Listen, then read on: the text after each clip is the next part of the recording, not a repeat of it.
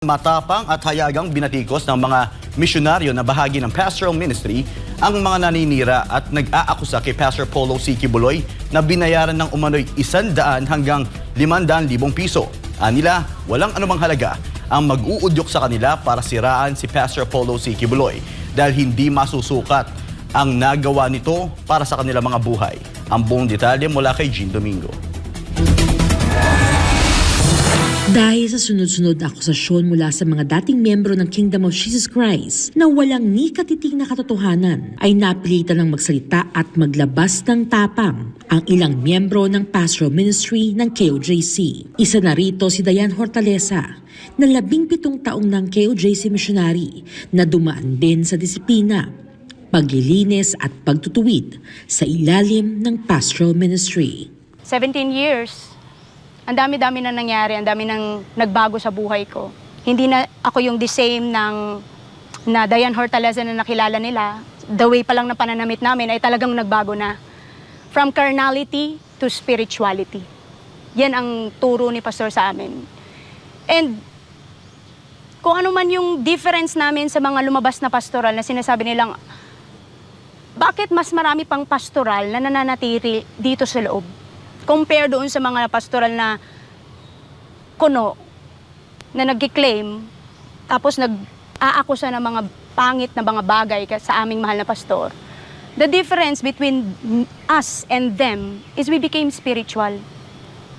Nanatili kaming spiritual at we obeyed the will of the Almighty Father. Giit nito na iba ang mga babae sa KOJC, taliwas sa mga sinasabi ng mga naninira dito. Anya binigyan ng boses at dignidad ni Pastor Polo C. Quiboloy ang mga kababaihan. The Father, through His appointed Son, has given us the chance to speak na kahit babae lang kami, meron kaming magagawa. That's why here in the kingdom, the leaders, most of the leaders are women. So binigyan ng platform ang mga babae dito maging leaders plus a dignified life. Na hindi kami katulad ng ibang babae na kuhitin mo lang, sasama na sa'yo. Hindi kami katulad ng ibang mga pastoral na nandirito noon na nag-false accuse na kay pastor dahil lang nabayaran at dahil lang kumapit sa patalim. Ang kinakapitan namin dito, Word of God. The promises of the Almighty Father, yan ang kinakapitan namin.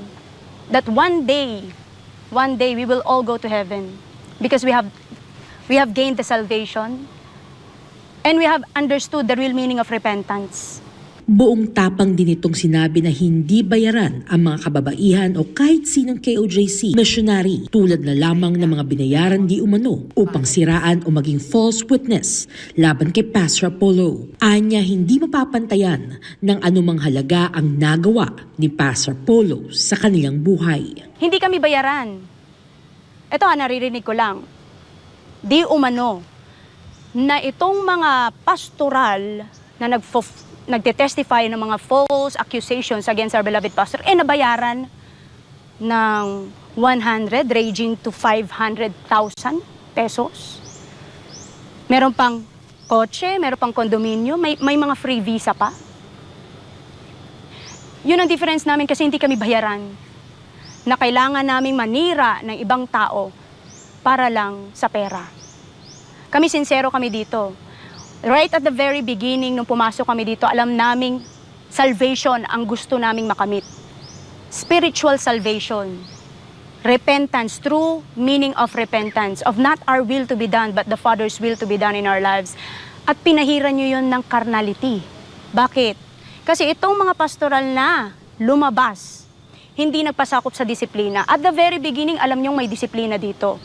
Because it is a righteous indignation ng Ama dito yan sa kingdom. Kapag hindi tama ang ginagawa mo, didisiplinahin ka. And then, you've done wrong in the side of carnality. Marami kayong ginawa ditong skandal. Alam mo yan. AKA Amanda. Alam mo yan kung anong ginawa mong skandalo dito. Sa school dito. Dagdag pa nito na maaaring dahil sa naghihirap na ang mga ito mula nang umalis sa KOJC ay kumapit na mga ito sa patalim, dahilan para gumawa sila ng kwento at paninira. Precisely. Wala na kasi, nothing to lose na sila eh. Ngayon alam natin ang hirap sa labas. Hindi ka pwedeng mabuhay niyan nang hindi ka nagtatrabaho. I've been there. I've been working outside for how many years also? Mahirap. So, kapit sa patalim ang iba. And it's very, very much obvious. Ang ginawa nila, kapit sa patalim. Bayaran. Kaya naman itong nanatiling palaisipan sa lahat, ang mga nag-aakusa ng mga karumal-dumal na bagay kay Pastor Polo Sikibuloy, lalo na ang mga dating miyembro, may kredibilidad nga ba? Inabuso ba talaga ang mga ito o sila ang nang-abuso sa kabutihang ipinakita sa kanila? Kapit sa patalim o binayaran nga ba mga ito para magsinungaling? Para sa Diyos at sa Pilipinas kung mahal, Jean Domingo, SMNI News.